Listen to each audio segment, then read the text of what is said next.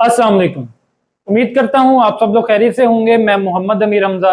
इस वीडियो में बात करेंगे कि मौसमी मकई को अगर साइलेज बनाना हो तो उसके लिए बेहतरीन वक्त कौन सा होगा और उस वक्त का तयन हम कैसे करेंगे कि जब हम साइलेज बनाएं तो उसकी क्वालिटी भी बेहतरीन आए और उसका वजन भी अच्छा हो। तो वीडियो में आगे बढ़ने से पहले मैं आपसे गुजारिश करूंगा कि अगर आप इस चैनल पर नए हैं तो इस चैनल को सब्सक्राइब कर दें ताकि आपको आने वाली मजीद वीडियोस भी वक्त पर मिलती रहें।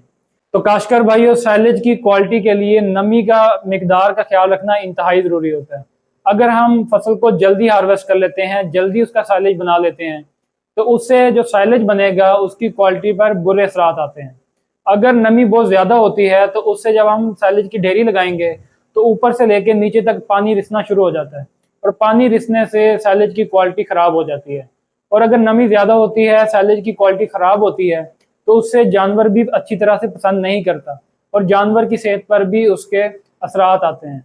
और अगर फसल में नमी ज्यादा होती है यानी कि साइलेज में नमी की मिकदार बहुत बढ़ जाती है तो फिर साइलेज में फफूंदी के लगने के चांसेस भी बढ़ जाते हैं, उस पर फंगस का अटैक हो जाता है। तो इसलिए वक्त का तयन करना इंतहाई जरूरी होता है। तो अब हमें ये कैसे पता चलेगा कि ये वक्त फसल की कटाई के लिए बेहतरीन है या इस वक्त फसल का साइलेज बनाया जा सकता है? तो उसके लिए एक सिंपल सा फार्मूला है। इस फार्मूले को अमल करते हुए आप इसका तयन कर सकते हैं।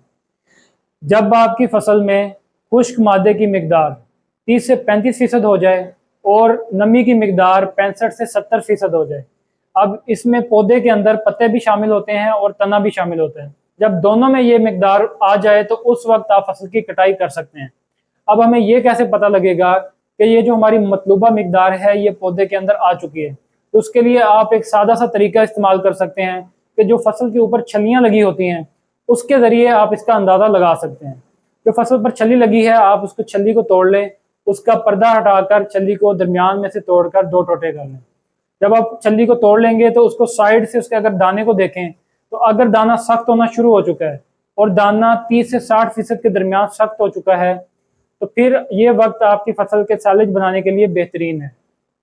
अब आपको कैसे पता लगेगा कि दाना सख्त होना शुरू हो चुका है? जब दाना सख्त होना शुरू होता है तो दाने के ऊपर वाली जो सतह है वहां पर डेंट नमूदार हो जाता है। जब उसके ऊपर डेंट पड़ता है, एक गड़ा सा बन जाता है, इसका मतलब है कि दाने के अंदर जो मादे मौजूद हैं वो सख्त होना शुरू हो चुके हैं। तो अगर दाने का जो मादा है वो अभी आधे दाने से कम सख्त हुआ है तो इसका मतलब है कि 30 से 40% मादा सख्त हो चुका है। तो फिर आप फौरन से फसल के साइलेज बनाने का फैसला ले लें। अगर आप इसको लेट करते हैं तो दाना ज़्यादा सख्त हो जाएगा और फिर साइलेज की क्वालिटी भी मुतासर होना शुरू हो जाती है।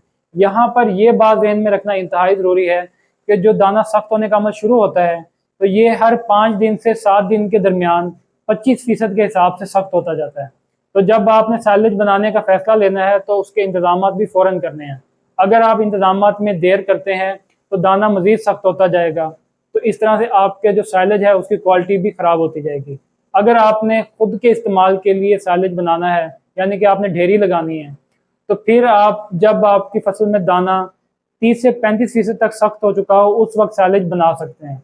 और अगर आपने उसकी पैकिंग करनी है तो फिर जब दाने की सख्ती 40 से 45% तक हो जाए यानी कि नमी की मिकदार कम हो जाए तो उस वक्त साइलेज की कटाई कर लें और उसको पैक कर सकते हैं।